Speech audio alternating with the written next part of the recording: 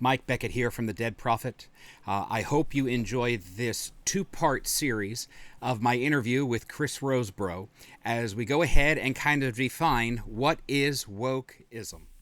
Hi, welcome to The Dead Prophet. I'm your host, Mike Beckett. It's an honor and privilege and joy to have Chris Rosebrough back on the show. Chris, you are a wealth of knowledge when it comes to talking about charismatic movement, talking about the false prophets, the false teachings that are out there. And I know when we had left our discussion last time on the show, we had kind of just started talking a little briefly about woke theology and what is woke and wokeism. And I'm hoping today we can kind of chew through that and inform my viewers of what that is and why we should be concerned, and maybe having to go back to revisit, modernism and postmodernism and what those are and how they play into this whole wokeism.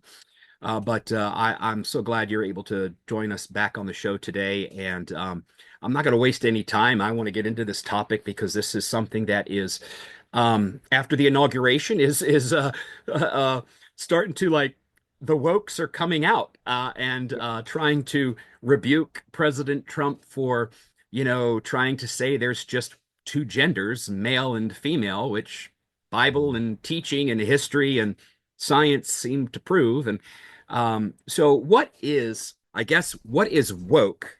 And then the question would be then, with that understanding of what is woke, what has morphed into woke theology? Okay, so at its core, woke is an embracing of a postmodern worldview, and then along with that, embracing legitimately Marxist and communist ideology. The two have gone together. So it's a rejection of reason in favor of feelings. It is like ridiculously obsessed with racial identity. I mean, like legitimately in a very racist way. It wants government redistribution. This is what it calls equity. Everyone, in their way of looking at things, beauty is somehow oppressive and part of the toxic patriarchy. So it rejects all forms of like traditional power and considers them to be oppressive. So it gets embodied in the idea that down with the patriarchy. The patriarchy is responsible for slavery. The patriarchy is responsible for oppressing minorities and women and keeping them down. And so the idea then is that they kind of view everything in the terms of power. And they want power in order to destroy the power of those who oppress, and that's anybody who's a white Christian male. You automatically are considered, to be the problem. They absolutely think the U.S. Constitution is dead. They are perpetual victims. They are complete collectivists. They identify people according to groups. And then in their way of looking at things, there's like oppression points. Like the most important people, are the ones who the most oppressed. And so, since white Christian males are not oppressed, they're the oppressors. The people that they want to celebrate, they want to bring to the forefront, are what they consider the most oppressed people. The minority lesbian with the blue-haired, crazy kind of stuff. So. It doesn't make a lot of sense. It's not a coherent worldview, but it is legitimately a reaction against modernity and what they considered to be, the cause of people being oppressed and pushed down and marginalized and kept from participating in power. And so it's a very revolutionary ideology. It's an extremely dangerous one. And I would note, in our day, we also have to note that there's been a backlash, a counter-reaction to the woke left that has resulted in some people legitimately embracing true fascism and Nazism, and wanting to go back to racial segregation and reinstituting slavery, make the United States into a white ethnic state. So you got to the best way I can describe this is that both ideas are two sides of the same coin. Neither of them are correct.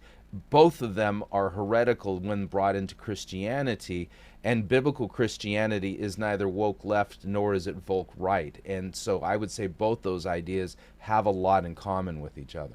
And it's interesting because it sounds to me that in the anti-racist kind of undertone, if you will, that they kind of want to have, they are in and of themselves 100% racist. And I remember when we were attending a local Methodist church, they were going through that split. And it was right after the Supreme Court, I think, made a ruling on transgender, gay, lesbian, and the bishop, who happened to be African American, had made a comment, gay, straight, trans, here to stay forever, just to kind of push the those of who were wanting out of the Methodist movement going. But I remember she had made a comment in one of the conferences that they had local conferences. They used to have the Methodists used to have their conferences, sectional, regional, whatever you call it, conferences at a university called Grove City College Hmm. out here in Pennsylvania. And she had made the comment, since Grove City refuses to acknowledge woke theology and wants to continue to be on the racist spectrum, we will no longer be going there for our conferences. And I've kind of thought to myself, I don't understand, like, why you would think that because we say we're not going to teach this falsehood, this Hmm. kind of false reality, why you would say they'd be racist. But it sounds to me that the ultimate goal of wokeism is any oppressed or underrepresented group, if not a minority, definitely the LGBTQ community, needs to, kind of step up and kind of be represented and be taught about. Is that kind of where we're going? It's more than that. It's not, they need to be celebrated with the goal of them being put in power in order to break and destroy the oppressive, the oppressive power structures of the evil racist patriarchy. So the idea here is that they view everything kind of from like the point of view of like a war between ideologies, and in their worldview, they are the protagonists. They are the ones who are liberating people from oppressive power structures that are designed to keep them down. And so when you talk about the racist spectrum, the idea here is that they don't define racism in any meaningful way. So a guy who grew up in a neighborhood that had people of different ethnicities, who went to schools with people of different ethnicities, has friends of people with different ethnicities and different skin colors, maybe even has married a gal who has a different skin color than his. He's still a racist because he's participating in the society created by people who were racists, and they set things up in such a way, apparently, so that that he can succeed at the cost of everybody else. They're going to be oppressed because the whole system is designed to favor and give privilege to people who have white skin. And I'll be blunt, the whole thing is nothing but a conspiracy theory. Yeah. And so what happens is that you are racist by merely being a white American and waving your flag and being in favor of the Constitution, because according to them, that's the thing that's got to go, because the Constitution is the thing that has established this whole racist society, and it was created by a bunch of white slave owners in order to basically keep people who look like them in power. That's their theory. The whole thing is a conspiracy theory, and worse, it's a breaking of the commandment: you shall not bear false witness against your neighbor, and it is a complete denial of the fact that God is the one who establishes governments. And so they're legitimately calling for the overthrow of the U.S. government by basically working within it to subvert it and basically bring it to an end. And what they want to put in its place is some kind of weird utopian, multi-ethnic thing where the white people are not only not participating, they're forbidden to participate as kind of retaliation for the millennia of oppression that Europeans have put onto the rest of the world. So I re- again, it's yeah. a complete conspiracy theory. I remember, I don't know if it was Malcolm X or it was Farrakhan who said the only way that the United States can be a true United States is if we have one white United States and one black United States. I don't remember which one of those it was. But so when we talk about woke, I remember probably about 8 or 10 years ago, there was this big push during the second term of the Obama administration. There was this push coming out of the White House, coming out of Congress about white privilege, Hmm. about that because people are white, they have privilege. And I know there's kind of some misconceptions in that, but I kind of think to myself, I didn't grow up with money. I didn't grow up with wealth. Yeah. I grew up in a low middle class family. My dad worked every bit hard of what he did to get where he's at today. I work, I struggle. Things don't, I don't go to my mailbox and have checks in there all the time, Yeah. but I have to work a couple jobs to get what I need. And so I never quite understood what this white privilege was, but it sounds to me almost like that white privilege push ideology kind of has morphed into this whole woke theology that we're Hmm. seeing today. So, and it seems very clear from what you've just said that the reality is woke is racist in and of itself, racist against white, male, Christian people. Yeah, it's a reaction against what they perceive as oppressive power at the hands of white Christian males. And the white Christian males are the enemy that have to be defeated. And so this is how this all is put out. But the whole thing is based upon pure rhetoric and feelings, not actual true facts or anything of the sort. And let me say this then, as a Christian, we've got a big problem, and that is that we have not addressed the elephant in the room. And the elephant in the room is that the way we define race is not compatible with the way the Bible reveals what humanity is. Mhm. And this is where it is important for us to challenge assumptions. And this is going to challenge the assumptions of not only the woke left, but also the Volk right, that is also equally obsessed with race. And that is this: is that they are defining race based upon characteristics. So you have white hair, you have white skin, you have blue eyes, things like this. What is happening is that people are defining race almost the same way we would talk about different breeds of dogs. Okay, you got Chihuahuas and you've got Dalmatians and German Shepherds and things like this. They're all dogs, right? And they can all mate with each other. But what they're doing is that they're defining race according to these very capricious things. Okay, so the issue is this: is that when the Bible talks about ethnicities, it's talking about family groups. It's talking about people who share common descendants, and in no way is it defining ethnicities based upon the color of their skin or their hair or anything like this. Ethnicities are generally people groups who share families together, have developed in the same region, share a language, share culture, and things like this.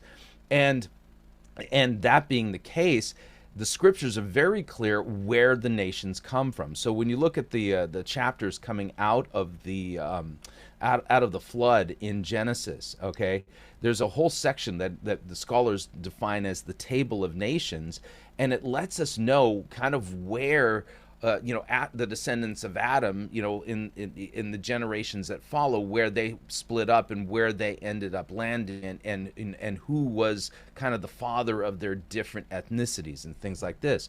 But the reality is this: every single one of those nations in the table of nations brings their descent back to the three sons of Noah, and then back to Noah himself. And so the scriptures reveal that all humanity, we are the sons, the Beni Adam, we are the sons of Adam. we are directly related to each other. We were all originally created in the image of God. We have all equally fallen, and God does not divide us based upon something like our skin color. And that's not even close to compatible with the biblical concept of ethnicity or kinsmen or things like this. And so what's happening is that we've adopted, and without even challenging, we've adopted a definition of race that was actually developed in the 1800s by a French philosopher who legitimately is a racist, and his whole goal was to establish the idea of white supremacy, of the white race. White isn't a race, by the way. The white race somehow being superior over the rest of the races on planet Earth.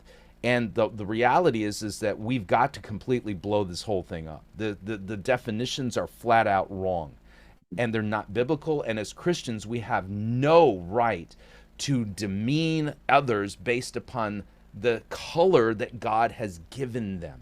And as a result of it, what we need to be looking for are ways that we can see then that we're united as a family of nations, because that's what we are. We're all, we are one big family, and yes, there are differences, but at the end of the day, anybody who is basically embracing this idea that there are races and it's divided by color, that's just nonsense. Talk to, like one of our friends here in North Dakota. She's from Liberia, and she will be the first to tell you that among the Africans, they all share a common color of skin, but some are darker than others, some are lighter than others, and they recognize huge distinctions among themselves that are not based upon their color. It's based upon their clan, their families, their culture,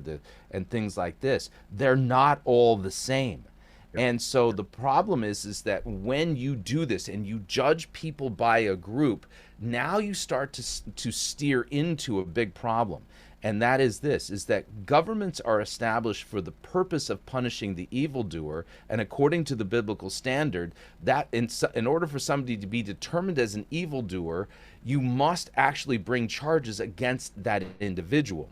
The way the woke ideology works is they've brought charges against the whole group, and you are not permitted to bring evidence to the contrary of their conclusions. This isn't justice. This is no way to determine who's done evil and who hasn't. That's not to say that there are not white people who've done wicked and terrible things against people who do not have their same skin color. Obviously, there is. But to somehow create a definition whereby every white person is guilty and then concoct a theory that basically says even if you don't hate people who have different skin colors than you're still a racist because you're participating in the American society and it's created privilege for you. That's a flat out lie. And it is contrary to the biblical requirement to determine somebody to be an evildoer. You have to actually bring charges and evidence and establish it and prove it. And so they are slandering in a whole bunch of people. And if you dare to defend yourself, that's even more proof that you're a racist. That's not justice. That is something evil. It's interesting because have you seen they've been kind of popular these last maybe 6 years, these DNA tests where you like send your spit into into some place and they analyze your DNA, and it's interesting. They had done I don't know if they did a show or I had just happened to see a clip of something, but it's interesting. Like almost everybody who's done this came from two areas, either Mesopotamia or the Indus River Valley.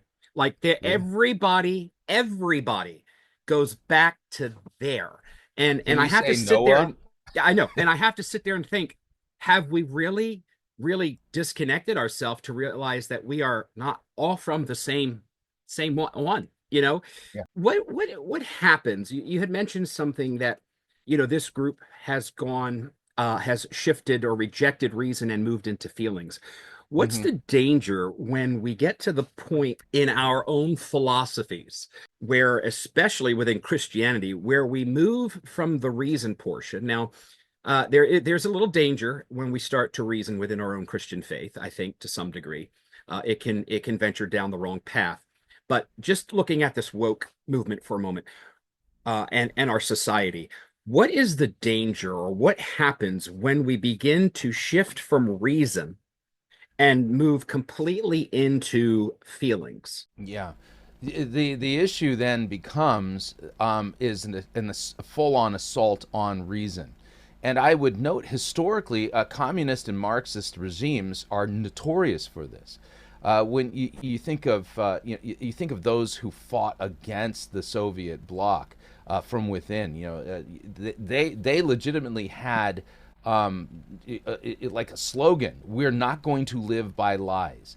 So what happens is that when you disconnect yourself from reason, you legitimately establish a culture based upon feelings and emotions, and truth no longer has any bearing, and you lose it. So for instance, okay, so in the woke agenda, we've got to embrace this person over here and their preferred pronouns, or we have to say that this woman is now a man, or this man is now a woman, when all the evidence is to the contrary.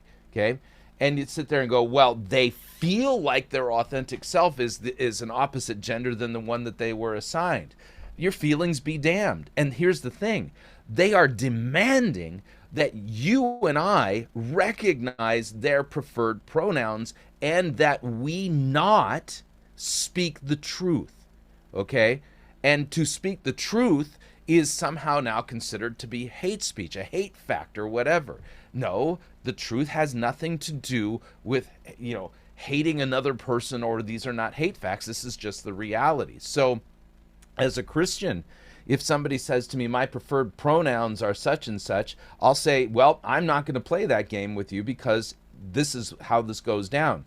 Jesus said in the Gospel of Matthew that God created us male and female. And so since I am a follower and believer in Jesus, I refuse to go against what he has made you, and you're going to only hear the pronouns that God assigned to you from me, because I cannot and I will not live by these lies, nor will I allow myself to be oppressed by them. And if somebody says, well, then you're going to lose your job, I'll basically say, go for it. Okay, I'm not going to bend the knee to your idol and your feelings. Now, conversely, that you can have reason go amok and turn into like rationalism. Okay, the idea then is that we have to recognize that God has gifted us with a brain and with a heart, and it's not one over the other in the sense to the exclusion of the other. But the idea then is that your brain needs to be in the driver's seat, not your heart, and so that you're embracing reality. And then here's the thing: you have to put limits on it. In confessional Lutheranism, we talk about what we call the ministerial use of reason, as opposed to what is called the magisterial use of reason. Magisterial use of reason basically comes up with the idea that that because I am in Christ, I have the Holy Spirit, I have a sanctified reason, therefore my reason is higher and exalted, and I can believe things that my reason can then comprehend, and you start to have doctrines being brought into Christianity that are based upon syllogisms. The Lutheran sits there and goes, no, we have been given reason, and it's a ministerial use of reason so that we can comprehend and apprehend things, but at no point are we permitted by God to use our reason to negate his word. So you don't sit there and you look at the Bible, and the Bible says that Jesus rose bodily from the grave on the third day. We don't use our reason and go, well, we know that corpses stay dead, therefore Jesus didn't rise from the dead, because that's against reason.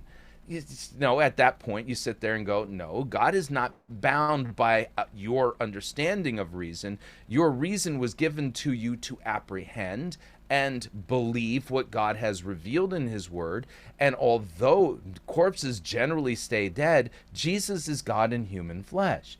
And he rose bodily from the grave, even though that goes against your understanding of reason. So you put your reason in check, And where your reason doesn't understand how things work, if the scripture says that's the way it is, that's the way it is. You just get you get over it. So you embrace both your thoughts and your feelings. They work together, but you don't put your feelings in the driver's seat. You put truth in the driver's seat, and your thoughts and your feelings will follow along for sure.